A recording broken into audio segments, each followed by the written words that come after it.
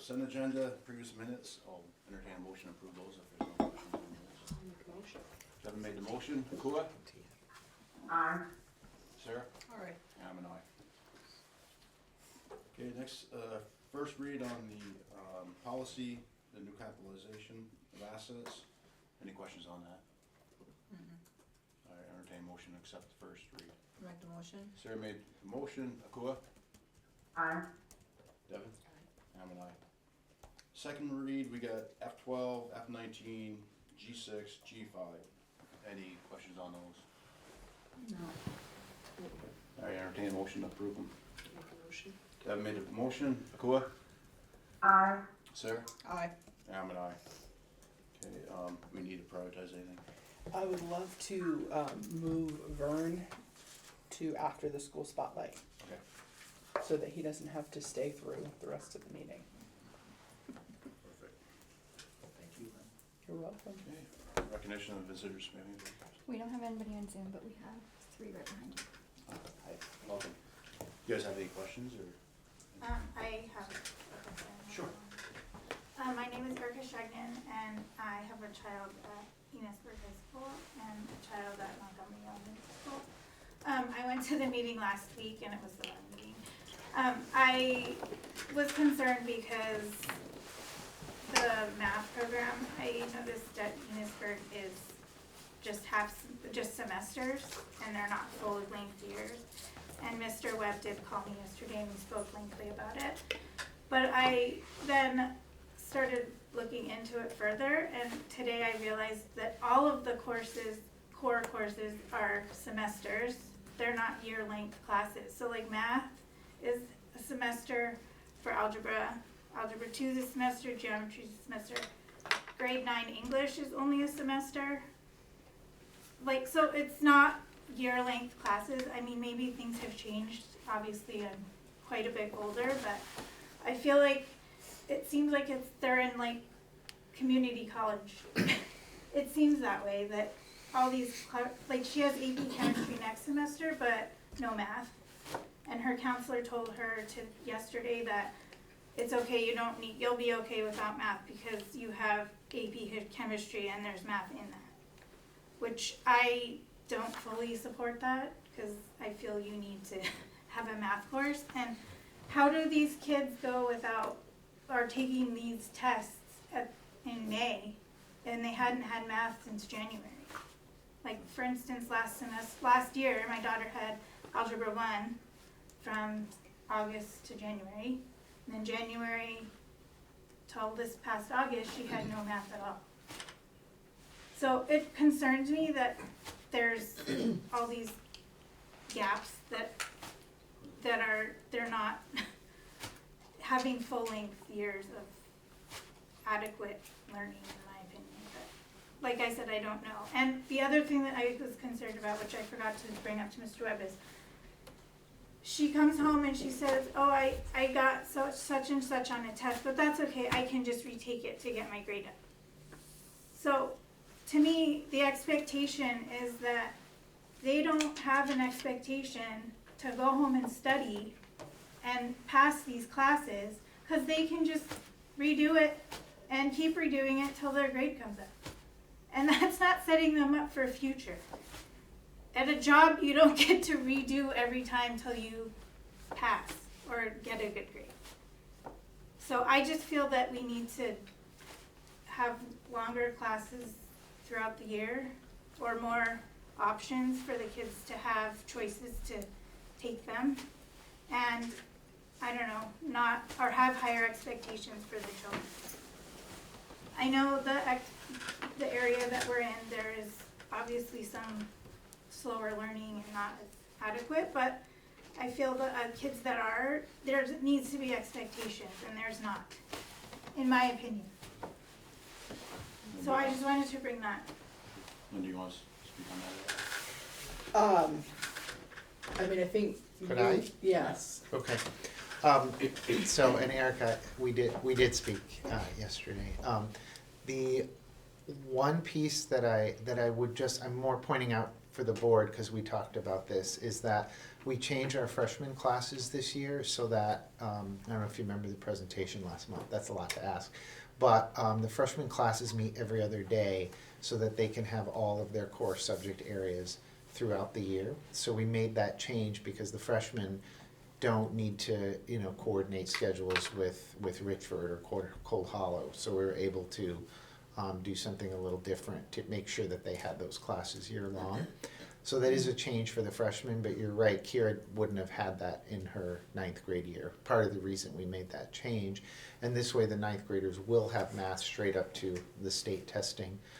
One of the pieces that I mentioned, and Erica had a very legitimate concern about this, I mentioned that a student could double up on math or could even do geometry and then algebra 2 or vice versa in the same year. But of course, Erica, you explained that the counselor said there wasn't room in the class, which is something I wasn't aware of. But some students do use it to try to get ahead. But you are correct that, you were told that, no, Erica, it can't get into the geometry class. Is that right? Sure Yeah, go ahead. because there wasn't room or it just didn't work with her time schedule, but Oh, okay. I feel that stuff wasn't moved around to help. And like, again, yesterday she met with the counselor so at the beginning of the year, so she basically has study hall for 3rd period and 4th period, Monday, Wednesday, Friday, because she has driver's ed, which I wanted her in driver's ed, so I'm okay with that. But from basically lunch on, after lunch, she sits in the library and colors papers because she has study hall. And she didn't have a class that she could get into, but apparently she did get into a class that was an online class. And 2 weeks into the class, I said, oh, how's your class going? And she said, oh, I dropped it because I didn't want to take it anymore. But I got no notification of that and no communication from anybody that she had dropped this class, because I would not have let that happen. Whether it was a class she needed or not, she's doing something instead of coloring pages in the library. So that's my concern. One clarification is she does have a class right after lunch, right? Right, She has Spanish. Spanish, so it's a half period that she has the study hall. And you're right that the driver's ed, because of the way that works, she drives one day, she's in class one day, and she does have another Right. study hall 3 days. Yeah. And it's not just my daughter. I'm not advocating for just my daughter. I feel like all these children should have no math for 8 months. I mean, that's a significant amount of time. But I'm glad to hear that you've changed the freshman program, but unfortunately Kira wasn't part of that I freshman. know, yeah. Well, and then, and to follow on that, it doesn't help any of the other grades, right? Like, they're still stuck in that same situation where they're only getting some of this math and also the science. Foreign language. Yeah, that might have Well, foreign changed. language is a year. They get foreign language year long, yeah. But you just lose so much if you don't do something for 8 months, and so I think that's been a problem for years, and I just. There's no continuity of support. learning. In all grades, not just the freshmen. And she hit the topic, and the expectations are not there. Sorry to jump in. No, that's fine. That's my feeling, and I just wanted to bring some concern, because being able to just retake a test to get your grade up is, to me, like, what's the point? Like, you're not teaching them studying skills, and they know they don't have to study because they can just retake it, is how I feel. And maybe she's not telling me the full truth, but I think that was definitely the norm last year, but this year the teachers have different, they determine their retake policy, so some teachers do allow retakes and some don't allow retakes. So in some ways we are tightening things up around that, but didn't put an across the board rule, because sometimes there are good reasons for teachers to offer retakes of tests. I think that goes along with proficiency-based learning is, I think that's one of the connections to make there, is that we need to make sure that by the time that they're done with the learning in that class, that even if they didn't get it the first time, the learning is the expectation, so they need to be given multiple opportunities until they are proficient. I hear what you're saying about like that idea of not preparing, but I think that you've worked on trying to create a variety of ways that they demonstrate that learning. So I think that's the shift, is that it's hard to like write both of those. It's almost like two poles for one thing. So I understand the frustration about, well, if they can just retake a test, then maybe they won't study as hard. But we don't want to just then say, you're done, you didn't get the learning, so there isn't going to be another opportunity for the learning because that part's over. We want to make sure that we build a system so that by the time they leave, they are proficient in those skills. So that's. No, I kind of fully the- support that, but Yeah. like, what, I guess what my point is my children are pretty smart, I mean, and they know, and if they studied, they could do it the first time. Mhm. But they know that they don't have to do it the first time because they'll just get a second chance. For children that need the extra proficiency, and that I fully support that. And I feel that there should be second chances, but like, I just feel like sometimes smarter kids or the more that are capable of it the first time should have the expectation. Like, sorry you didn't pass this time, you're gonna have to study to know that information, because they can know it, they do know it. That's where I get frustrated with my children, and I tell them to study all the time. You have to study to pass the test. It's a pop quiz. And when I went to school, we had that proficiency-based learning, but there was a penalty, right? If you didn't get it the first time, you couldn't get 100, you would get a 90 as the highest grade or something. And so they did still expect you to take it and learn and get the highest grade you could get. The highest grade you could get wasn't the same as what you would have gotten initially. And so that was the incentive, you know, when I was in high school, to do that work, put the time in. Food for thought. Yeah, I don't mean to get super excited, but I don't know how to manage it at home because they just know that they don't have to study. Like, it's not expected the first time because they know they can do it the second time. Some of these things might be good questions to take to the teacher. Okay. You know, Yeah, because that's it's always good to make sure that the story, you know, the version she's telling you is the complete version. Yeah. You know, so I would check, the best thing to do would be check with the teacher, and then, you know, if you're not satisfied, or if you still have concerns at least, then you can bring it to me. Okay, Yeah. yeah, that's fair. But on that point, we've heard similar things over the years with our children. And it's not just the second time, but also taking it the third time. And it's not setting realistic expectations for children that want to go on to college or any other professional work. So, all of my college work was in semesters as well, and I understand where you're coming from, right? But there were times that I had anatomy and physiology for a semester, and I had no math, and then I still had math testing because you have to, for the next year, move up your levels and get your credits. Right.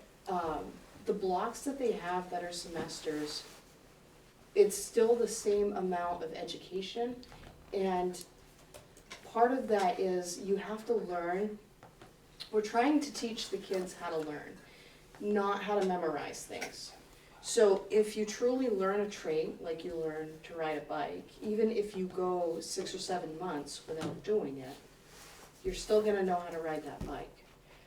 So the goal of it is to get them to learn. They're still spending the same amount of time, and it may not be fresh, but I guess that is part of the not being able, like you're mentioning, not being able to retest, right? Right. Okay. How would you decipher, how would you recommend that we would be able to have children that are advanced, like your children, versus somebody that needs more help? How would you suggest we would decipher between the kids? Because we have to be very careful with not discriminating. Right. Which is the tough part. It would be really tough. Do you think a possible solve that we could look at, or ideas that we could look at in the future, may be having children that are more advanced in more advanced classes versus, that wouldn't allow that? And how would you handle that if your child had failed the advanced class, I guess, would be my questions, because those are all just kind of food for thought.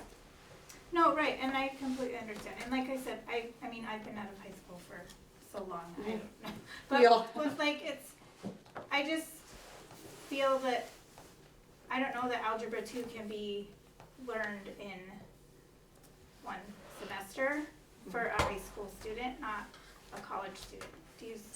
I feel like the learning ability is, they're being taught how to do the math, whereas in college, you already know that math.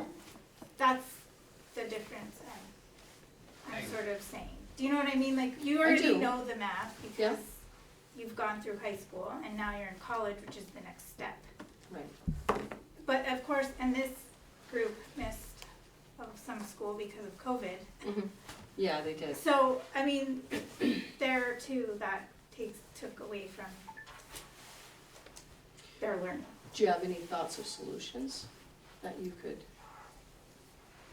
I just feel like more, the math should be spread out, I mean, or have consistent math classes until they don't need any more math. I acknowledge at college, we were talking about adults. We're at 13, 14, 15-year-old, it's the time to be building the educational foundation, which they are missing out on. Okay, I'm gonna discuss this with Lynn later on, we'll figure out something for you guys. Okay. Thank you for bringing up this. Anything else? No. Thank you. Okay, that brings up to the school spotlight. Woohoo! That's us. We're going on a field trip. Let's go to the lobby. Everyone's coming. Everyone's invited. Let's go. For December, they would make 0.4, and then in June, they would make a full year's worth of growth. From where they started in September. It doesn't matter where the student does start. You could have a student who is in 4th grade who, makes it to a 5th grade reading level. As long as they've made a year's worth of growth, that's wonderful. But you can also have a student who's reading at a kindergarten or 1st grade reading level. And again, the focus is on making a year's growth. It's not necessarily getting to where their peers are at. So this is kind of just a classroom overview. And then Caroline and I both brought students individual binders where they track their own individual scores. So we have that sample to show you as well. Ready to go back? Any questions on this? Isn't it nice? So it's important, this piece is kind of like the big macro piece, and then they're gonna get smaller as they finish talking in there to the student level. And this is all connected to your work. This is Yeah. connected, this core 1 was last year. We introduced the habits of students. We were working on culture with students, on culture with staff, taking leadership, what is leadership, and then core 2 really focuses on bringing in the academics and becoming leaders of our own learning and the accountability that goes along with that. So year Get 3, into that. leader in making. Yeah. Great. Okay. All right, we're going back to the room. As we're thinking about growth, is that we sometimes think about, like maybe it's a 4th grade student who's reading at a 2nd grade level. It can be hard to make a year's growth, but it can also be hard for the 4th grader who's reading at a 7th grade level to make a year's growth. And we had this conversation and sort of argued that it could actually be even harder, because when you're a 4th grader reading at a 7th grade level, the level of, you can read that, but then being able to comprehend it, it's significantly different. And the task that you're being asked to do, like the reading passages are gonna be much longer. The work associated with that is gonna be the questioning is gonna be such a greater depth. So, like, your growth is going to see how that growth looks. That is, you wanna make sure that, even that student that's on the 4th grade level, or is in 4th grade reading at a 7th grade level, is making a year's growth, but that's really hard. You definitely want them to grow, but it could be that they don't make that year's growth, which would be very realistic. And even just like the life experience of that 4th grader compared to a 7th grader reader too. So you can understand it that way.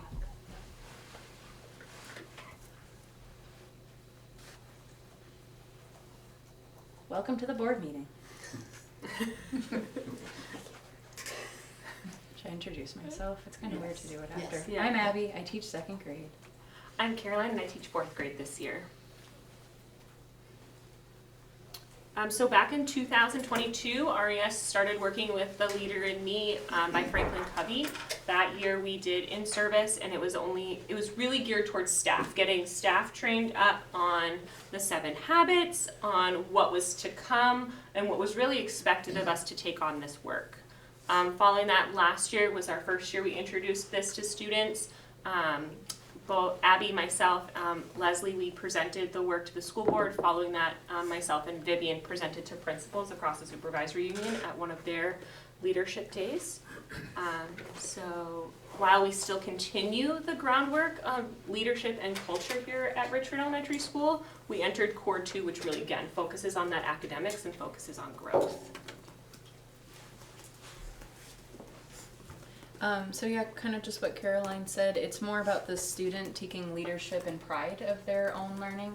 I feel like in the past as a teacher, we would kind of tell students where their reading level was at and kind of, we would create their goal and their next steps for them, but this kind of lets the student take the spotlight per se, and they're able to tell us what goals they want to work on and kind of focus more on them as a learner. So there's some language this evening that we'll be using. A WIG is a wildly important goal. Their leadership portfolios, depending on the classroom that they are in, are either digital for our 5th graders, or they're in binders, which are behind you, and we will take a look at those in just a couple minutes. We have scoreboards, and we'll show you those. That tracks the learning within the classroom, the growth. And their lead measures are tangible ways for students to reach their goals, what they're practicing to obtain their goal. So the idea of giving students this leadership is having them focus on their own academic growth. Ideally, we want 100% of our students to show growth in their reading abilities by the end of the school year. And again, it also gives students that pride and that ownership of taking the assessments, figuring out what they did well, what they need to work on next, and even marking it in their scoreboards. So as a school, we had our WIG out posted in the lobby that 100% of students will show a year's worth of growth by June of 2025. And then each classroom has a wildly important goal. So an example of one here would be 100% of someone's classroom will show growth in reading. So mine would be 100% of Ms. Hassan's class will show growth in reading. And that is what we're focused on, is the growth.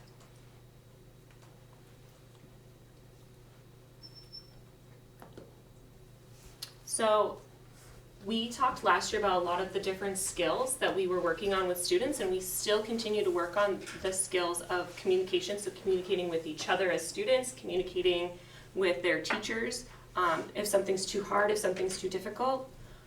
We're really focused on goal setting with our students, and it's not just a blanket goal for them. Like, their goal is really tailored to their, right, we're tracking reading, so to their reading progress. You can be a 4th grader, we're reading at a 7th grade level, and we still want to see that year's growth, even though it can be really difficult. Or you can be an on-grade level student just going to the next, and it can still be difficult, right? We focus on leadership skills, so wanting to make sure that students, are taking accountability for themselves, are holding their peers accountable, are practicing, are tracking their own lead measures, are encouraging others. And again, that accountability piece, which you'll see in how they track their lead measures. How are they holding themselves accountable? How are they holding their peers accountable? So each student has their own personal WIG, their wildly important goal. K2 is mostly focused on phonics, and that is assessed every Friday, every week with a MyView curriculum. And then 3-5 focuses more on word study, again, something that's assessed every week. their lead measures is just 2 different ways that they practice in order to get better for their WIG. It kind of took us a while to finagle those 2 pieces and how they're going to work with my view, but I think as a whole school now we're able to kind of coast into that routine of it all, of tracking it each week. I just want to jump in super quick. So it took us a little bit to kind of figure out like what was the focus for students, and we all decided like it's the phonics. It's that real foundational skill. So we could have chosen any skill to really hone in on, because all of the skills are going to lead to better reading. But we chose this. Obviously, we're teaching all kinds of, vocabulary, comprehension, everything. But this is the one skill that kids in classrooms are really focused on to track, because you can't track everything to the level of which they're about to show you. So every classroom has what they call a scoreboard. Very similar when you're in a basketball game and you see the scores up on the board and you want to get that 3-point shot. Here in our classrooms, we want to get to the next percentage. We want to continue to see the growth. We want to get to that next celebration, and how can I get to that? So there's a few different pieces for it. What you see with those colored bar graphs is tracking either the word study or the phonics, depending on the grade level, for that week's weekly checkpoint. If we look right behind you, there's the 5th grade one, which is also posted up here. There is the lead measures track scoreboard. That is tracking not the graph, but the lead measures scoreboard is tracking how many students succeeded in tracking their lead measures that week. How many students completed that for the week. And then based on how many students complete their lead measures, they can earn a low celebration. So if, under, I think it's 60%, so 2 to 3 minute celebration, 2 to 3 minute dance party, 100% of students track their lead measures that week, you get something that's more of a 10 or a 15-minute celebration. And that's something that's celebrated as a whole class, just it's not leaving out the students that didn't do their lead measures. It's kind of like, what is the percent of the class that practiced those lead measures? And then that's the type of celebration they get at the end of the week as well. The bars that you're seeing depend, for K2, it's phonics. They need to score a 5 out of 5 on that weekly assessment. And I believe it's the same for the word study. You have to get 5 out of 5. If you get a 4, it's not counted as that percentage. So if we want, we can look at some student portfolios. We brought some from Abby's class and some from mine. They look a little bit different because it's 2nd and 4th grade. Mm-hmm. I can pass a few out. And this is something that students are working on for student-led conferences coming up, presenting each page to their adult. So one of the things about Core 3 is having a leadership portfolio for students.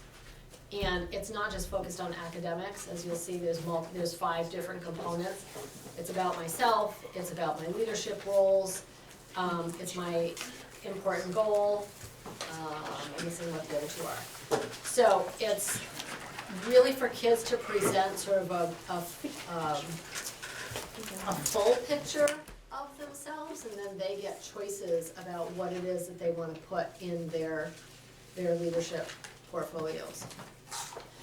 So we're having lots of conversations with students on what is an obtainable lead measure for them?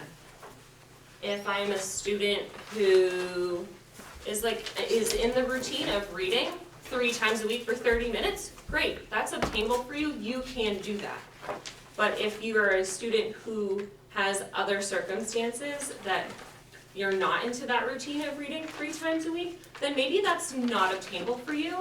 And let's find a lead measure that you can do here at school, that you can do at home if that's something that you choose. So they can track this every week. And students again, you'll see at the very top of their WIG, it does not matter whether you're in 4th grade or you're in 2nd grade, but we are working for everybody to make a year's worth of growth. And then neat part about their own personal binders, they're able to track their own STAR score. So these do have the September baseline when they first took STAR this year. And then the second bar is where they were at when we took it in October.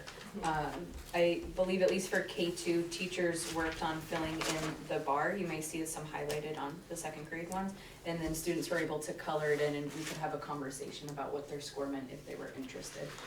But ideally, they just know that their bars should be growing. Absolutely. I listened to an interesting conversation yesterday morning in first grade, because the first grade teachers were talking to the students about their lead measures last week. And students, so again, these are their strategies, right? And students are responsible for, you know, circling in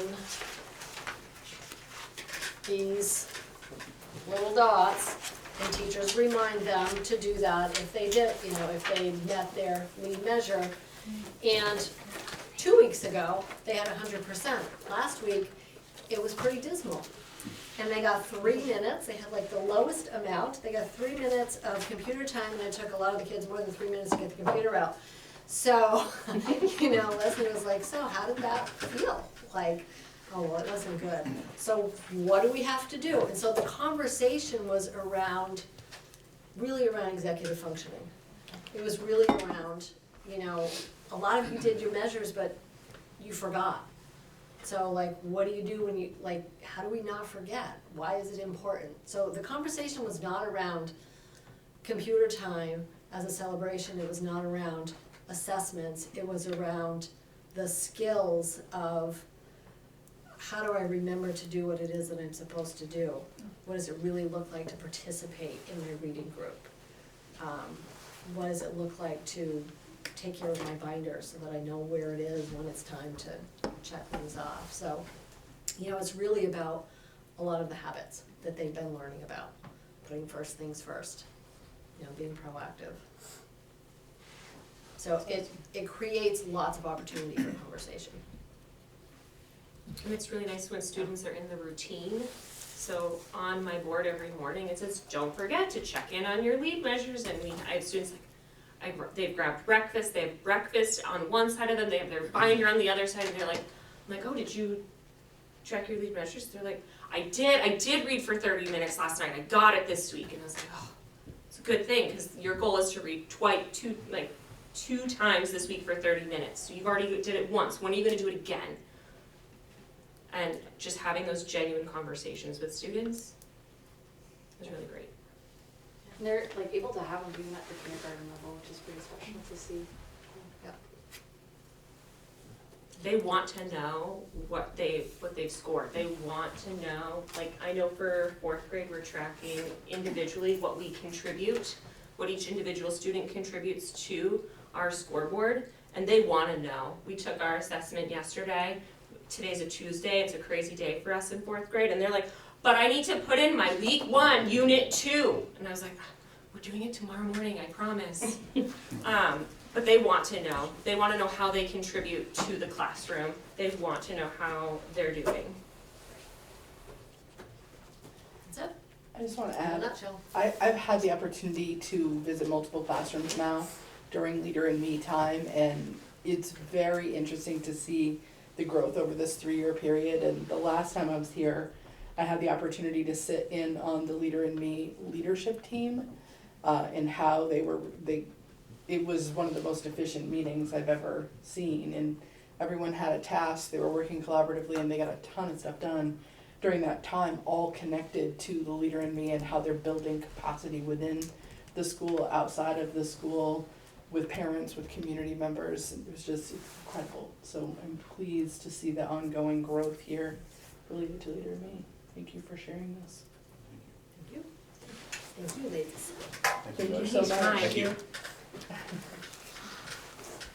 Okay, now we'll move on to Vern. So, the last meeting we talked about where you want us to go, where you want me to go with schools. We've done a lot, in this school in particular, we've done a lot here, we've done a lot in a lot of schools. And I want to just kind of tip to you guys where you want me to go. So this is not long, we just put this together, and as I'm sitting here, we redid 2 bathrooms here, this summer. We actually cut these 2'6" doors and made ADA doors. We made ADA bathrooms. We did some great things. As you know, as you all know, there's no lack of things we need to update. It's just a matter of where we want to go. So I put this together, and I want to thank Courtney, because this is not my jam, putting these little slideshows together. So. Okay, so facilities update. I just wanted to share with you some of the stuff that we've done and what we're looking at. This is, and I couldn't take a great picture. The kids were in there. I don't want to get any kids in the picture. But basically, to your far right, this is the classroom, one of the classrooms at Enosburg. You can see that we have a short strip that we went over the asbestos tile, and then you'll see the carpet we encapsulated. So what I'm proposing is, Maura, you asked me to come back, and I tried to get a better price on asbestos. So if we had a situation like these classrooms where all the doors are connected, it would be cheaper, but that's not the case at Enosburg, so we've got to set each room up individually. So the base was $11,000 per room. However, the more rooms we do, the better the price will be. So that was the best I could do. The flooring, we're looking at $8,000 per room. That does include cove base. What I would propose to you guys is to allow me to spend the $1,500, and I hope you guys visit these bathrooms down here today. These toilets, everything in these bathrooms is vintage 70s. So I'd like to update the bathroom floors. I'd like to update the fixtures and go through it and do it once and do it right. Same thing with the ceiling tiles. We replaced, when we did these lighting project, not so much here, but Enosburg, there were some things that came through the ceilings, so we have holes in the ceilings. If we're in it for a dime, in it for a dollar, I'd like to do all these rooms. I can paint these rooms for $400. We would do that ourselves. So that's kind of a breakdown of what we're looking at per room. The $1,500, that's with the toilets and the valves and. No, the $1,500 is the epoxy. They'll Just grind the epoxy. floors Okay. and put the epoxy and like I said, you'll see if you make it down to the other end of the school, How you'll many- see what we did. How many bathrooms are you talking? Well, each classroom has a bathroom, so probably 10. So I'm gonna back us up just a little bit. When we were here last time, Vern was talking about the need to start chipping away at the asbestos abatement. So we asked him to come back with a few different options. So taking it one room at a time, this is giving you a snapshot of what it would cost you if we said next summer we want you to pick one room Correct. and start it off. And then he's gonna give you information about if you took half the rooms and did half one summer and half the next, or a third of the rooms. Right. Really, the only thing that I can say would change is probably the asbestos abatement price. The flooring, the square footage, the square footage, we can't really do much with that. And you know, we if you want to, we could table the bathrooms and the ceilings to another time, but the way I look at it, we're gonna clear these rooms out. At that point, it might be best to, and then have them set for the next 20 years. It's time. This school right here is almost identical to the city school that I redid over. It's identical. It's set up age specific, and I mean, if that's the route you want to go, I think it would be a good plan. I think it's just a matter of looking at monetarily what you want to do, and then we can look at the savings end of it, if you want to move forward. There's many things at this school, Enosburg in particular, and I'm looking at this clock, and there's a perfect example right there. That's an old simplex system. Those clocks don't work. That's a battery operated clock. I guarantee you, does a speaker work in here? Do the speakers work? Yes. Well, that's amazing. So, Not that one. Or, no, this one works. yeah, That right. doesn't work. So some of the other things we're looking at in Enosburg, we had it wasn't a lockdown, it was a secure the building. Some of the problems we ran into, we had an announcement that went outside. Well, we didn't think that was probably the best thing if there was a situation. So we talked about, Well, Yeah. just to explain that further, it was near the end of the day, and then we need to get a student out. And so the parents are out there, the name, it's saying secure the building, and then you see the child walk out. That's not appropriate, really. Right. And so what we were looking, and we're trying to figure out with our system, if we can shut it off for outside, but you want it on sometimes. If you have kids at recess. Yeah. and- Right. Yeah. so, I mean, what we're looking at right now is, okay, we got a safety issue. A perfect example, we have one room in there that the speaker is gone. So I got a price on putting new speakers throughout the school. Are we gonna go with it? I hope so, but I ordered one, because I don't wanna order a speaker that's not gonna be compatible with the rest of them. So I ordered one today, and we'll see how that goes. It basically is just timing. I mean, it's time to start refurbishing these schools. And like I said, this is a block school. This school's got great bones, just not going anywhere. So I think it would be a good investment to start nipping away at them. Richford Gym, we have collaborated, we've done a lot in this school. This is embarrassing to invite another team in to play basketball with the walls that look like that, with an asbestos floor. The ceiling tiles are, they've served their purpose. So I reached out. EHM has gone up a little bit, so it's probably going to be, tickle around 60,000 to abate that gymnasium.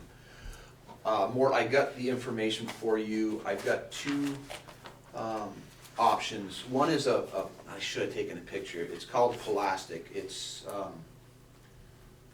for a multi-purpose gym, which basically serves as a cafeteria and a gymnasium.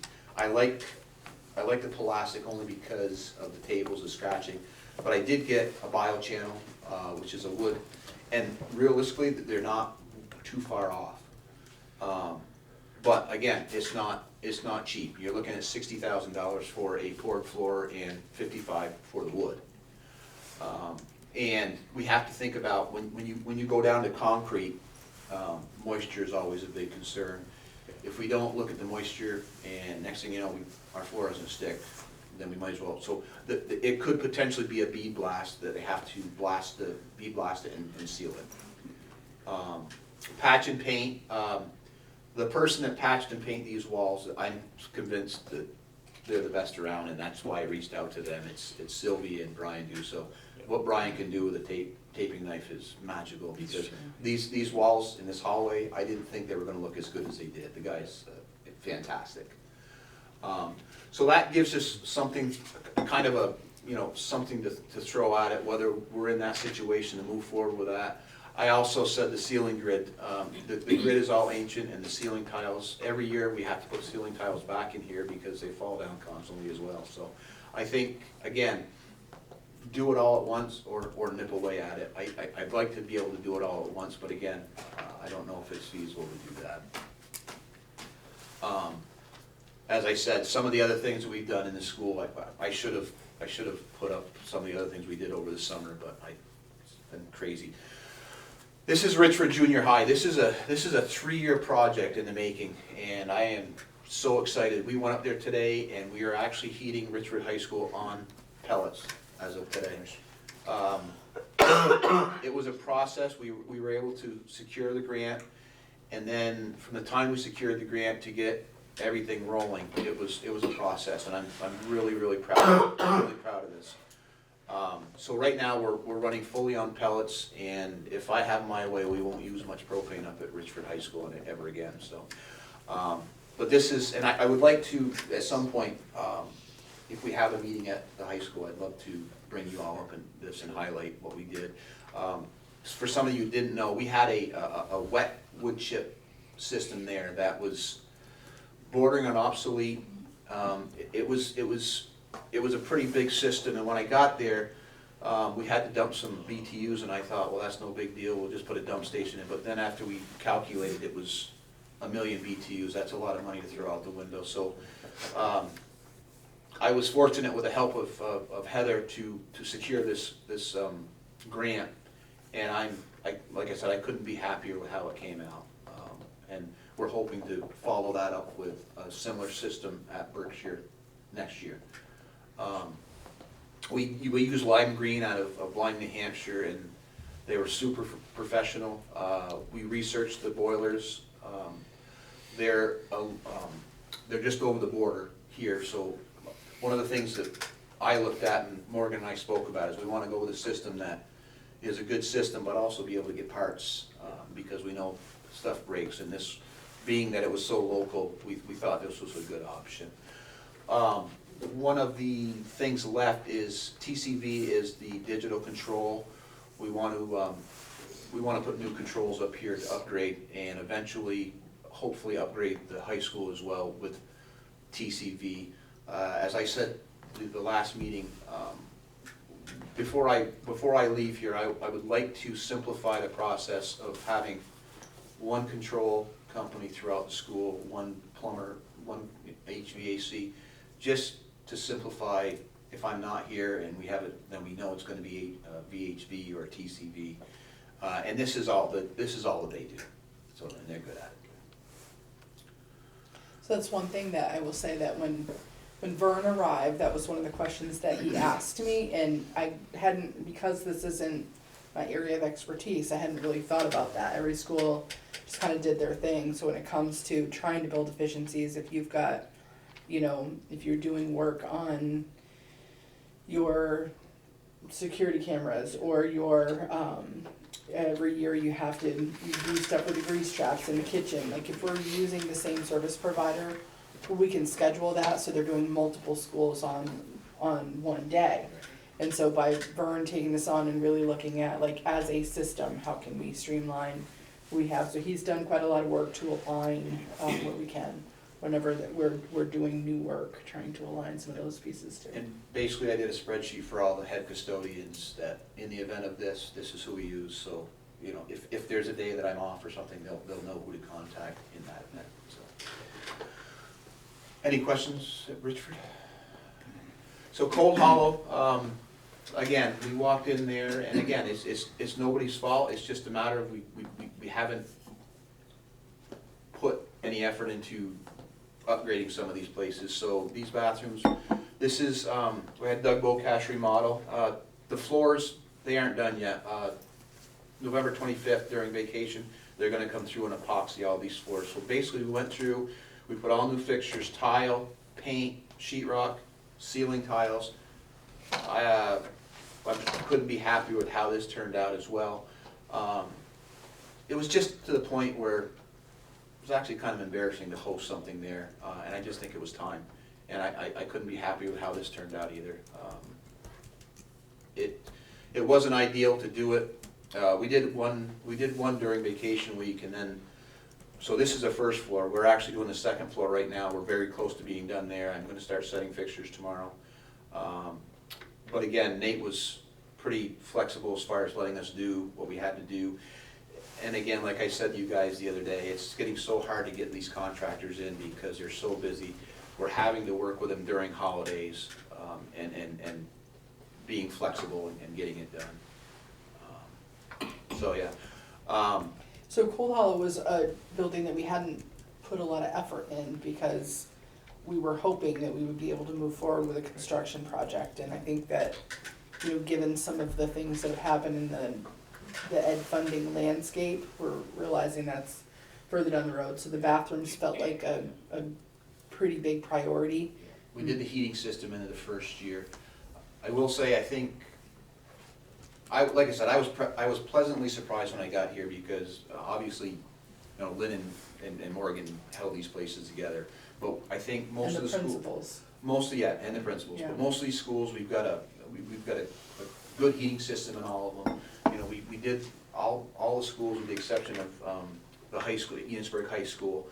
So we've made really good strides, but I think now it's getting to the point where I want to make the right call, the right decision, and this is why I kind of wanted some input from you, from the board, as far as, is that where we wanna put the money, is, because I don't wanna be the one making these decisions, you know. So if we could we go back to the beginning part? Yeah. Let's go back to the asbestos one. So what would be, so this is your overall cost if you were to take one room. Correct. Yep. Did you get a sense of how much less that would be if we did? All of them, like I said, the Three. only thing that's gonna change would be the asbestos, because they're gonna be there, they're gonna set up. Right. And basically, the way that the Enosburg Elementary School is set up, if we do the hallway and the classrooms, I think it's less set up, because we can have, when you do asbestos, you have to have that negative air going out. So I think if we do the hallways and the classrooms, I think it'll be a lot less expensive, because we can do more with less setup. So are you talking about all hallways, all classrooms at once, or like main hallway classrooms and then maybe Yeah, I would you've say. got two kind of wing Yeah. classrooms? I would think the hallway and Three maybe a parts. couple of classrooms would be the way I would do it. I mean, obviously, the best way to do it is all at once, but I know we don't have the funds to be able What's the to. cost on the hallway, do you know? I don't, it's wide open, it shouldn't be that bad, because it's wide open, and it's not, the beauty of this one is, the beauty and the not beauty of it is, it's not the tile, it's the darn mastic. Right.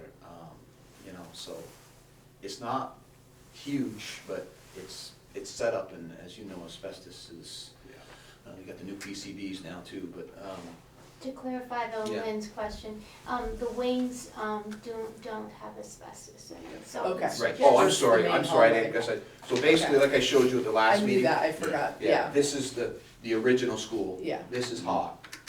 We abated the entryway last year and put the new floor in, and then this is, the orange is all no Okay, we're asbestos. good.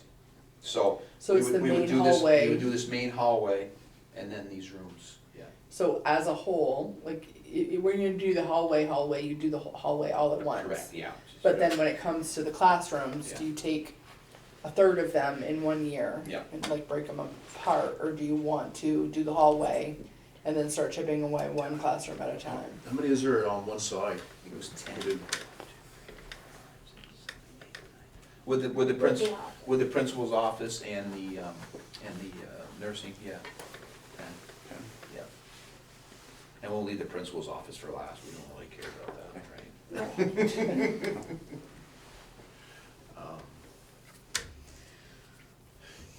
So if you did some rough math with just the flooring abatement and the abatement, and you're tickling 19,000. That's just the flooring and the abatement, That's per room. that's per room, Yeah. yeah. You don't have to formally decide this Yes. tonight. No. So you're building your budget Yep. and you're going to get to a place where you talk about what you have in facilities, and you know that we have strategically been putting some money into this budget each year because we've had so many years of deferred maintenance. We've been strategic about trying to take on some of those projects over the years, and Vern's been well positioned to look at those through a triage lens. So now we're getting out of the triage a little bit Yeah. and thinking about proactive, what are the next steps. So you can ask him to come back with more information, or you can hold this information and talk about it when you get into your budget piece with Morgan now, or, within the next 2 months. Just to give you kind of the two schools that have the most is Kelly with the gym and Jen. Overall, we don't have a whole, I mean, we've got some joints in the ceilings in some schools, but overall, We've chipped away at Chipped some of away those at it pretty schools. well. Yeah. Is there any other big projects for the summer? Awesome. one of the ones we've gotta start looking at is, which has nothing to do with ER, but Sheldon, we've got steam boilers there. That was one of the first conversations we've had. We wanna get rid of the steam, we wanna go to a hydronic system, which is basically hot water.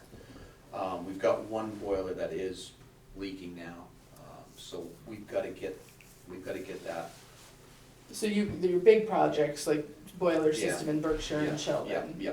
But nothing big Nothing. that you've identified here on this side. More, like I said in the last meeting, we've got our Bakersfields, we've got our Berkshire with that one, but, we've got Montgomery. We can pay a lot of these schools for a year or two and concentrate on the problem child and work on that. And And that's kind of where I'm kind of looking, but again, I want, you know, I This want. board is really only gonna have to focus Yeah, on, yeah. on these, so there's another piece that you asked us to come back with information about the snack shack, so we have not been able to finalize that piece.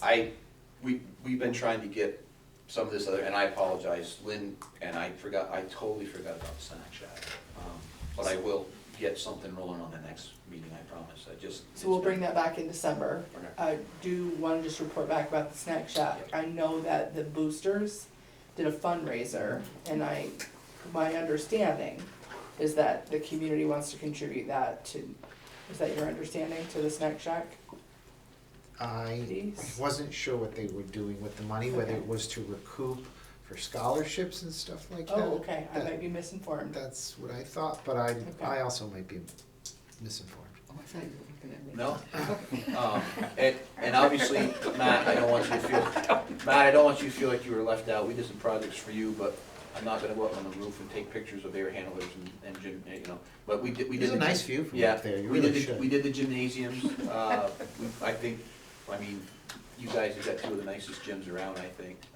So we're ready for that, and we're going through right now, and we're getting prices or quotes to have inspections. One of the things that's kind of fallen by the wayside is just there's no lack of money to spend, it's just where to spend it. But we haven't had any, I don't know when the last time we had bleachers inspected. Do you know, do you have? recall? Not in my time, So I don't believe. we should have those done Maybe yearly in if not, May. so. When you were at Richford? Yeah. Was that good? I can't remember.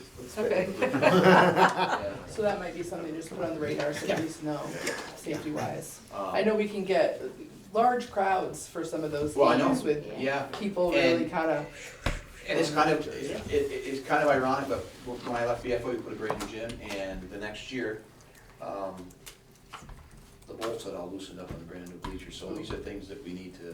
yeah, you know, I think that stay makes on top of. sense for, put that on the The radar. backstops are all getting tuned up, right? Just give me the money. No, you just, I thought we were approved to do all the basketball. Oh, yeah, no, backstops. not You mean backstops, backboards. Backboard. Backboards. Yes. Backstop's Yeah. baseball, I'm like, I was thinking baseball. Talking basketball, not baseball. even I know that now. Listen, I teach you about sports and I teach you about construction, all of my expertise. So, you give me some direction, Thank you. and What's the total on the gym for Richford? for Richard, can you go back to that court? Ballpark figure on that? Yep. It's behind. So 60, to do the whole gamut, Yeah, I say 60, 38, and then depending on which floor you wanna do. The big thing is, I mean, the 87-20 for the walls, I really don't think that's too bad, what he's gotta work with, so. They do a lot for the community too, so.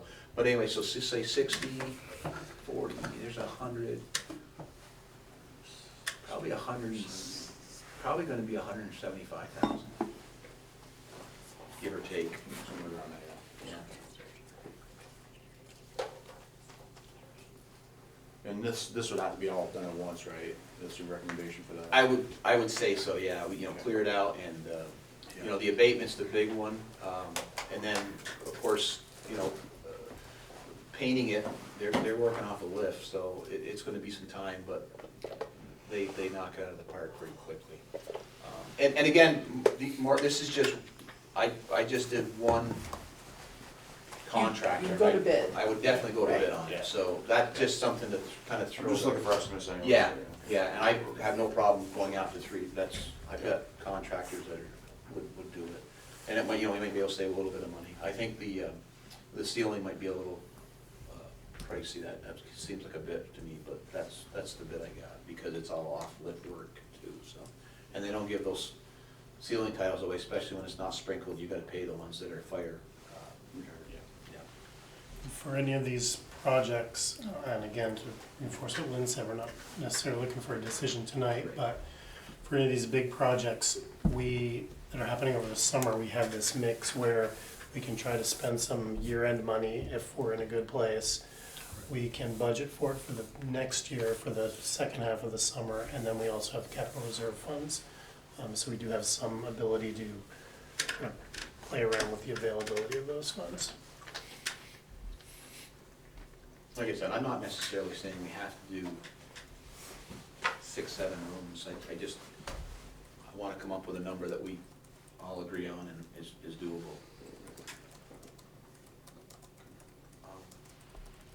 Any other questions for Mort?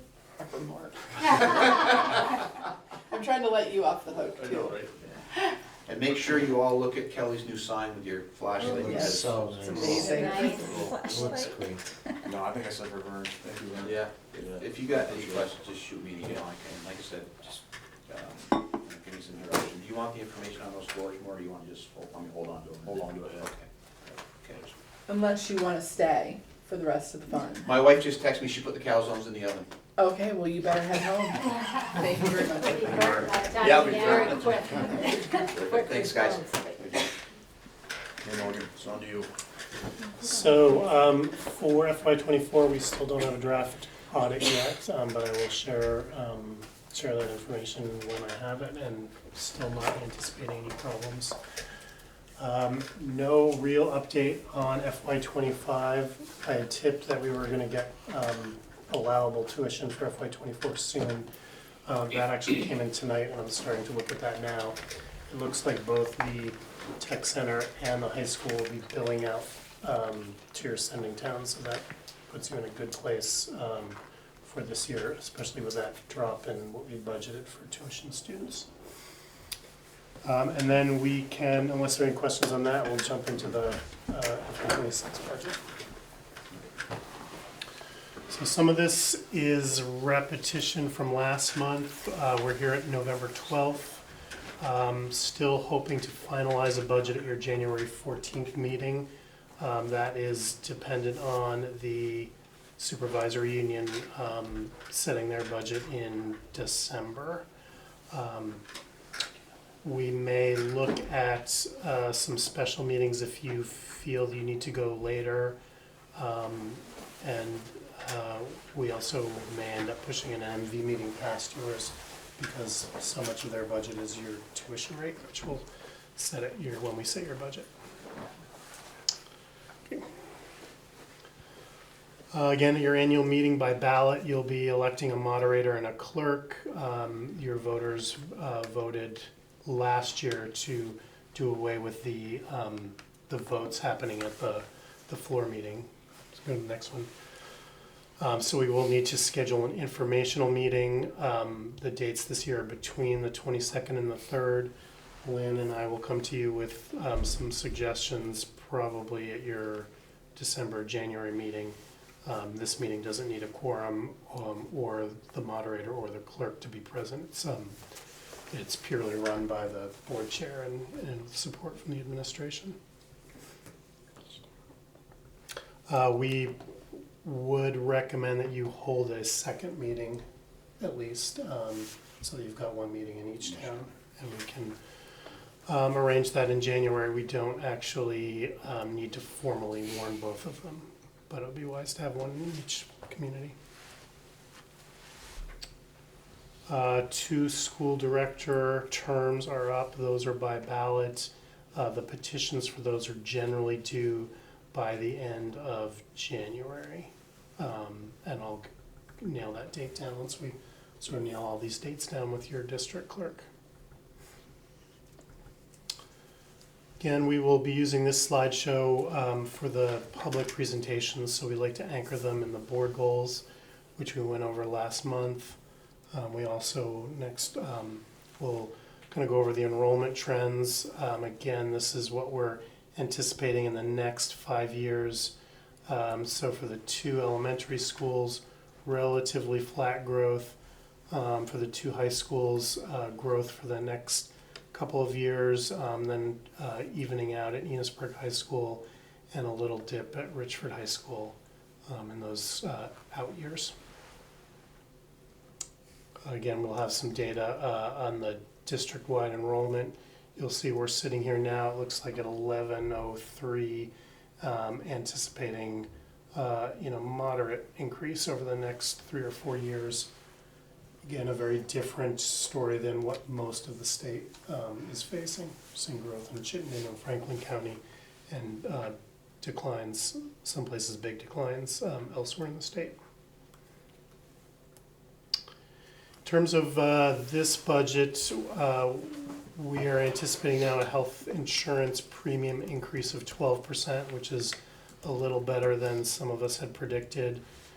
We will be discussing later on in the meeting an agreement for the support staff union for this year that we're in. We are negotiating with them and with the teachers union for FY26. So we will need to make some assumptions there in terms of what we think salaries are gonna do. And then it's looking like NMV is anticipating more high school students next year. Generally, you see a pretty good portion of them, especially if those kids are in Montgomery and Berkshire, which we're still figuring out. There aren't too many changes in terms of the staffing changes that I presented last month. No changes in Enosburg Elementary. Again, total staff to total staff, budget to budget, no change here. Dropping of a paraeducator and bringing in a guidance counselor from the CFP grants. At Enosburg High School, some very fractional changes, so 0.08 of an additional teacher. At Richford Elementary, drop of a half-time counselor. That's a position that we haven't been able to fill. Richford Junior Senior High School, again, some fractional changes among the teaching staff there. And then at Cold Hollow, proposing bringing your guidance counselor back up to full-time. This was the position that was cut in round 2 or round 3 last year. So pause there. I don't know if there are any questions on that. Really no changes. You got all that information at your last meeting, and over the next couple of weeks we'll be sort of drilling down the cost of those, and we'll talk about the cost of staff a little bit later. Morgan, could I ask a question? Mm-hmm. Could you go back to any of the buildings? Yeah, that one's fine. Who falls in some of these categories? I've got teachers, I've got paras. What is mid-management? So mid-management is likely dean of students. Your administrators are going to be people who are operating under an administrator's license, which tends to be just principals and athletic directors. Okay. And support? Support would be your secretaries. Oh, okay. So not paraeducators, but people under a support staff contract. And then technical, the SU level, it's food service. Here it is, you're going to be your custodians and some of your tech support folks.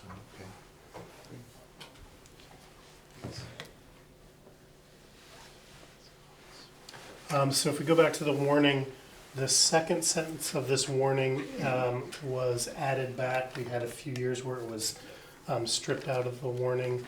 For FY26 budgets, that number is going to come back. So as we get through December and we start looking at tax rates and per pupil spending, those are some additional numbers that you're going to want to focus on as we think of how we convey this information to your voters.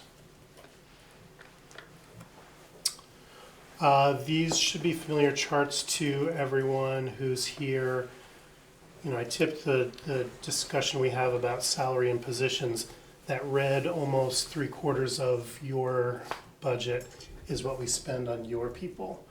So if you want to impact this budget in a significant way, either up or down, it's really talking about people. That green fraction, less than 5% of at the top is the stuff that we buy. So that's the crayons and the paper and the fuel for your buildings. And so historically, voters have really focused on that and said if we only did cooperative purchasing, we'd be able to save a bunch of money. Really, there's no money there. It's in your people. And then in that light blue section, about not quite 1/4 of the budget, a lot of that is the central office assessment, which would be your special educators, your food service, and your transportation contracts are the 3 biggest pieces. And then those of us who are visiting you around the table are a relatively small piece of that. The other pie chart that we show is the same budget but based on what we do, and so the green half is really direct student-facing instructional work, and then as you kind of go around the rest of the chart, it's student support, guidance, nurses, instructional support, which would be librarians, your tech folks, professional development, school administration, again, that central services, which is a big piece of that is the food service and transportation, and then operations and maintenance up on the top, the costs that you incur to maintain the buildings. I think on this one there's a very small red line in there for debt service. You've retired your big bond payments, and so there's a very small bond related to Enosburg Middle School windows, and I believe this is the last year you'll have to pay for that. The FY26 numbers at this point are bogus, but this is the graph that we've used through FY25 for your voters. And the reason that I have anything up there for FY26 is I wanted to explain again, if anyone's listening, this change in how the CLA is going to impact your tax rates. So the black line on this has been your district-wide tax rate, your tax rate before the CLA is applied. You'll see that that bottom line there is the $1 line, and we started talking about if you cut your budget too much, you're going to drop below that dollar, and that really, I think, throttled some of the spending decisions for this district and other low spending districts in the state. With the change in the way they're calculating the CLA, they are basically putting more of the blame for tax rates on the yield number and taking it away from the CLA. So you'll see for the same budget, if you pass the same budget, same number of kids, same amount of revenue coming in for FY26, that change in the CLA would drive the yield down, and so it would drive your district rate way up to that about $1.35. The CLA rates go up as well, so the tax rate that people are seeing on their tax bill would be exactly the same, but it looks like your district rate is much higher. It's moving all of us much farther away from that floor, so it's giving an opportunity for your poor paying districts to cut more again, which is unfortunate. But once we get a few years away from this initial transition year, in theory, you will see less of a swing due to the CLA. And then your homestead tax rate chart is the same as we discussed last year. Again, this is looking at FY25 tax rates, so the year that we're in. That blue line closest to the bottom is Enosburg-Richford. The next line above that is NM. So one of the things that I just want to say is that you've seen something similar that compared per pupil spending, weighted per pupil spending comparisons across the state. This is actually your tax rates in your community. So I just wanted to point that out, that even though it looks the same, is measuring two different things and is pretty similar in terms of the comparison. So for us here, I think it's important to note that when it comes to per pupil equalized spending, we are now, the Enosburg-Richford district for this year that we're in are the 6th lowest spending in the state. And when you look, I can't tell from here, Morgan, is the bottom blue line ER or NMP? The bottom blue line is ER. So you're also about in the same position. So even though it feels like there's a heavy burden on taxes, you have amongst the lowest tax rates in the state. So lowest spending, lowest tax rates in the state.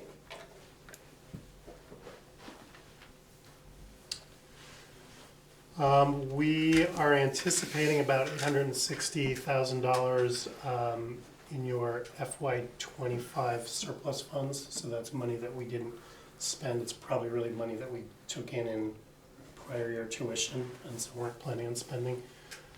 In the past, we have put to the voters the question about whether they would commit half of that to the capital reserve fund.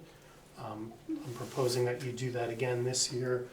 We can change that number certainly as we start looking at what your actual pure per unit spending is and what your actual tax rates are gonna be. But you're certainly in a healthy position to start socking away additional money, and that's money that, once they approve it, it could be immediately used for some of the projects that are being discussed tonight.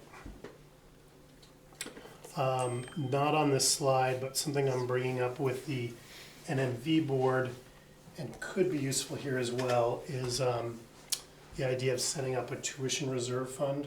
So on the NMV side, what it does is it protects them if 10 kids move in that they hadn't budgeted for, and they have to pay $20,000 in tuition for each of those kids, or if tuition rates come in a lot higher than they had budgeted for.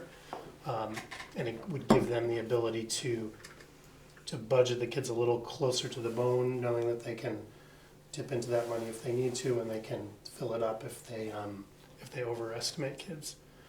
On this side, it could operate the same way in terms of revenue. You've had a lot of years where we've been predicting our tuition rates lower than where they've come in, so you've had some money coming in each year. You know, that's not money you can always count on, and so it may be something that we want to contemplate.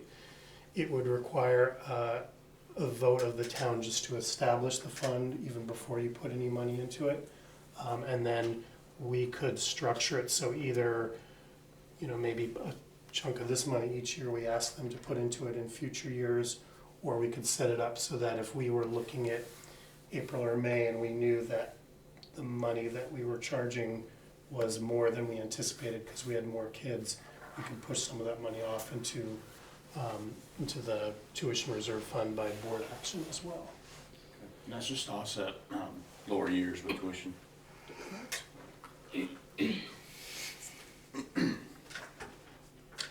And unless there are any questions, that's all I have for you tonight.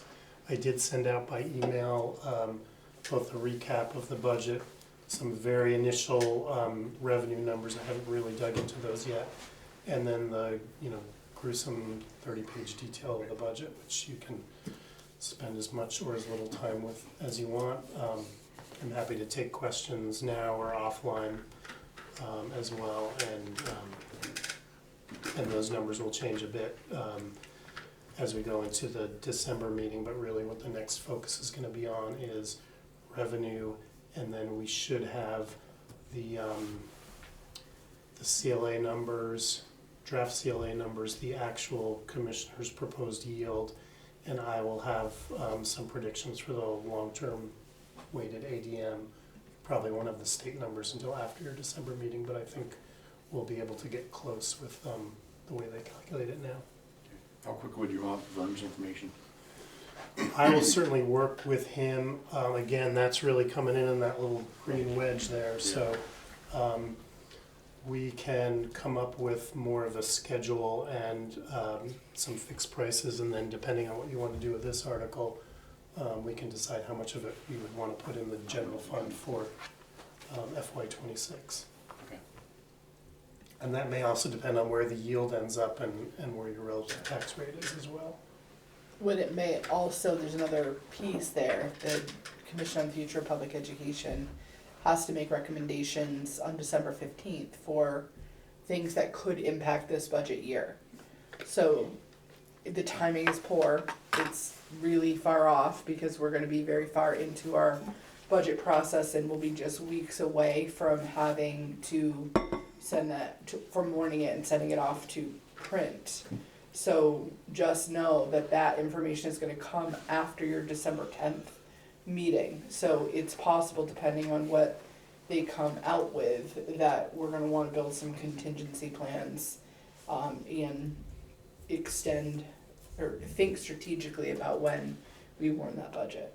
Yeah. And either way, legislative action will likely come after you have to warn your budget. Right. So we will still need to come up with an expense amount that that we're comfortable with if you want to hit those warning deadlines, because it has to go through both chambers and has to go through the governor. And what we do know is that there is been some shifts in Montpelier, and we know that there's strong interest in making moves, not waiting for the next year, or making some moves. We don't know what that's going to be in terms of what moves they suggest. And it could put us in a similar situation as last year, where those moves happen that really impacted a lot of places right before people voted. So just be aware of that as we go into this process. Okay, anything else? Okay, any questions? Okay. Okay.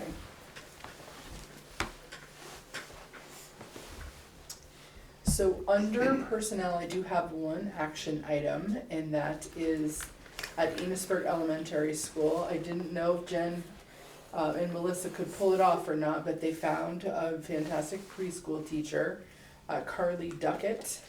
So they were able to take that group of preschoolers that they had pushed into one group and put them back into 2 classrooms. So she was able to do that. So I would ask the board to make a motion to approve Carly Duckett. We have a motion. Make a motion. Devin made a motion. Akua? Aye. Sarah? Aye. I'm an aye. Nothing else for resignations. There are a few open positions remaining. I think we're good at Cope Hollow now. I appreciate Cope Hollow's patience. That's been a challenging position. We were able to find someone to work at both Enosburg Elementary and Cope Hollow, and that seems to be working quite well. We have a paraeducator opening at Enosburg Elementary. We don't, okay.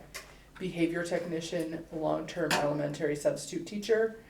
Enosburg Falls High School, possibly a paraeducator position. I think that might be old.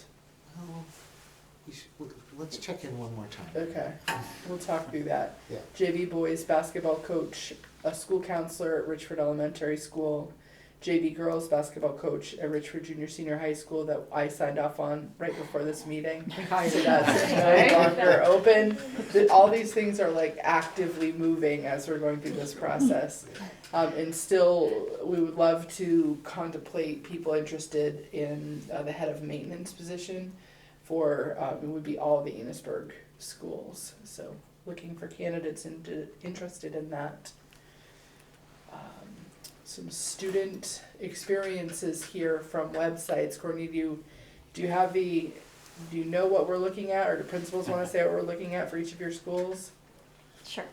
Okay, so the first picture is Richford Junior High School. It was middle schoolers. They were working on algebra with VR. Ninth grade. Ninth grade. Oh, Ninth grade, dang, I was so VR. close. Yeah. So I just want to say the VR piece is one of the highly engaging tools that we use some of the remaining ESSER money to purchase for schools. So it is getting really good feedback from students and some of the teachers that have provided feedback as well.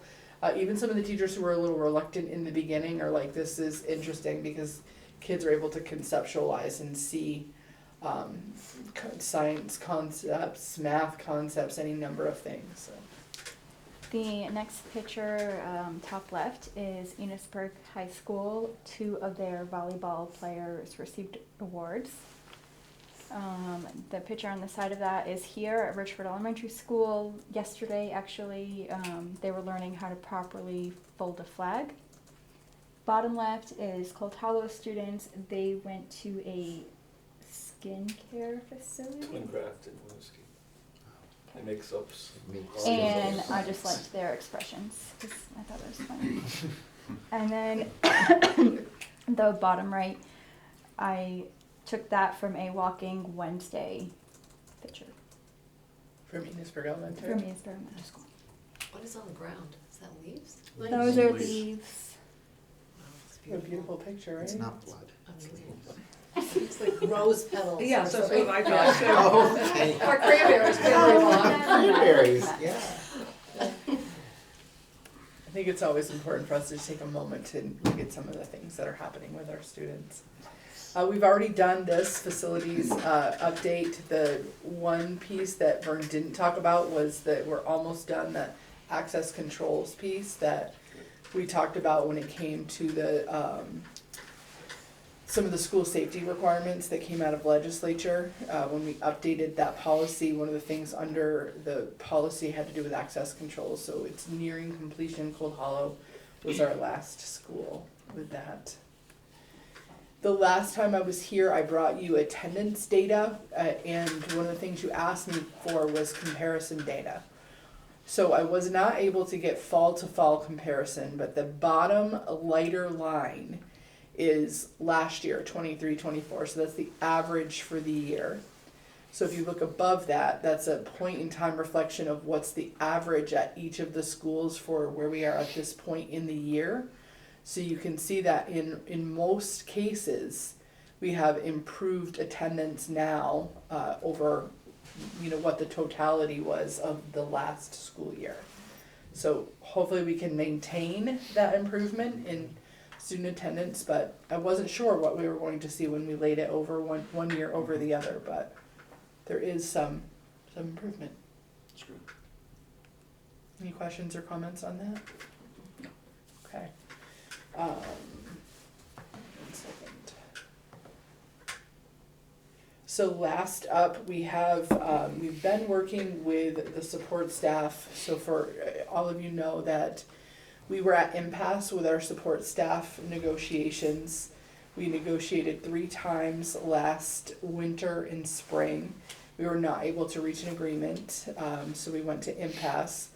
We agreed to go to mediation together. It was very challenging to schedule that mediation.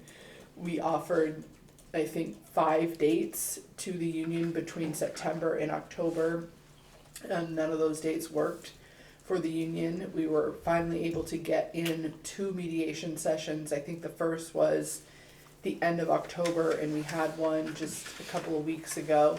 I don't remember the date, but the very end of the second mediation session, we were able to come to an agreement after a lot of back and forth with the mediator, 2 incredibly late nights. This one was the latest, and I'll ask Courtney to open that up. So what I'm looking for is for the board to take a look at what the agreement says. I don't know if you can make that bigger. I'm trying. Okay. Is that better? So this is, obviously we'll go through and we'll update the whole collective bargaining agreement, but if you could go up a little, Courtney. So this is the tentative agreement for the new contract, and it's tentative because you need to vote to ratify it, as does the NMV board and the FNESU board, and then the FNESU board will designate Mary most likely to sign off on this. So we were only able to get a 1-year agreement. So that what that means is we're immediately going right back into negotiations with support staff, while we are also entering negotiations for our teachers as well. So we have a lot of work ahead of us. In the agreement, current employees will receive a $2.25 an hour retroactive increase to July 1st, 2024. So because we're at impasse, they have the same wage. They've been getting the same wage this year that they got the year before. We couldn't give them a wage increase without having an agreement. School year employees will be paid 1 extra holiday, and that holiday will be Christmas Eve. School year employees will receive an extra day of in-service training for this school year.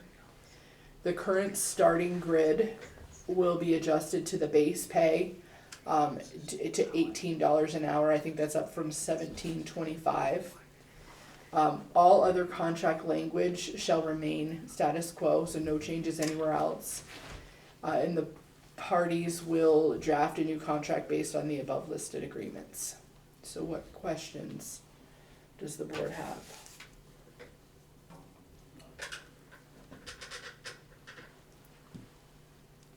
So I think if you have no questions, I would be looking for the board to make a motion to ratify this tentative agreement between the Cold Hollow Education Association union and the, well, you would say for the ER board for the 24-25 school year. Do I have a motion? I'll make a motion. Sarah made a motion. Kua? Aye. Devin? Aye. I'm an aye. That's all I have for you. Principal's report. Kelly? Everything is informational. Beth? Mine's all informational. I just want to highlight two things, that Richford won their first ever soccer championship. Very exciting. It was a very exciting game. And Not only was it their first championship, it was the first time you said they'd ever even been. right, first time we'd ever been to the Yeah. to the Yeah, finals, fun. and we won. In Which was soccer, very- right? Yes, in soccer only. We, of course, So, we've won basketball. What were the seeds? That was part of the excitement too. We were seed 11. We lost our first 6 games going into the season, and we beat an undefeated #1 seed team. wow. So it was very, very exciting game. That's huge. And both teams made it to the semifinals.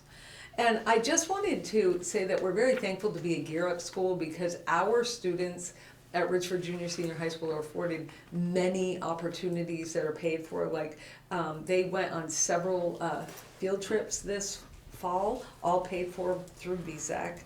And we had a guest speaker as well, who was a trick bike rider. And so they're just, in addition to a yearly scholarship, they get many, many opportunities that are paid for. So we appreciate our partnership with VSAC. Jen? All informational. I just wanted to highlight that we're getting ready for student-led conferences, and the kids all week are like, "Can I practice with you, Mrs. Hubbard?" So I've heard a lot of student-led conferences, but it's really exciting because they're so engaged with it. That's awesome. All of my stuff is informational, except it was listed as discussion for the Snack Shack, but that'll be next month. And the highlight is we've got the FNESU musical coming up Thursday and Friday evening at 7, Saturday at 2 p.m. It's a Little Shop of Horrors. The stage looks really cool. Last year we kind of broke the ice on musicals, and this year they're going all out. I heard them singing, and it's clear they've really been practicing, and the teachers have been doing a great job. Yeah. Got a few Richford kids, a couple homeschool kids, so it's really nice. And we'll flip that in the spring, where the performance will be here in the spring, right? Yeah, it's nice. That's nice. Yeah. Nate? Mostly informational. Yeah, my work keys testing, those are the kids that we test in the fall, so they've been with us for 6 weeks, so we're right around where we've been, and hopefully we'll see the increase in the spring. We just had our program advisory board meetings Thursday night, and one of the things that was, we compared minutes today in our faculty meeting, one of the things that was 4 out of the 6 meetings, they're the ones that tell us kind of where we should be shaping our studies and whatnot, and the common trend was their young employees right now, we're seeing this with some of our students, are very quick to shut down. So if something gets hard, they're like, I don't wanna do this right now. And they put their phone away, and they will so we need to now start figuring out how we can help them overcome adversity, take some constructive criticism, or deal with some stress, because across the board, they're seeing people just not doing it. And obviously that's not productive for the work environment, and it's where we can try to address it. So that's something that we're gonna start talking about, is what does that look like and where can we go from there. And then the last thing is the action item. All career and tech centers have a regional advisory board, and our first meeting is Monday at 9 o'clock at Northwest Tech. I partner with Northwest on this, and it's quarterly meetings, and I would like to have I think I need to have a representative from this board on that, and there is a virtual option to join. So it's about 1 hour and a minimum of 4 times a year, and it's sometimes virtual, sometimes at Northwest, sometimes at my school. We always had a virtual option last year, right? Yeah, we've gone that route more often, just because of the time that people can meet. It's 3 or 4 employers, board members from all of our regional sending, MVU, Fairfax, here, NMB, and so, any volunteers? I would think Rachel or Josh, right? Because they're not here. So.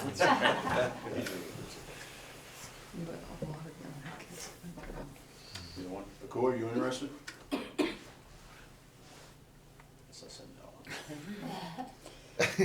I mean, We are gonna record the meeting, this first one.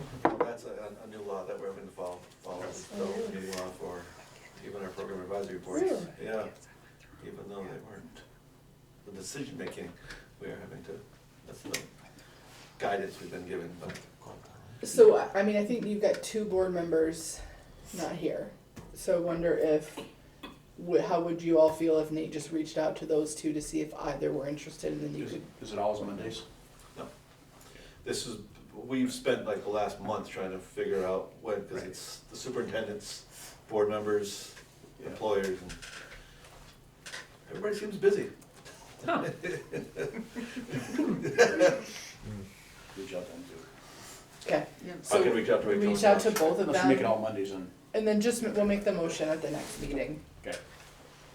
Anything else? That is all, thank you. Alright.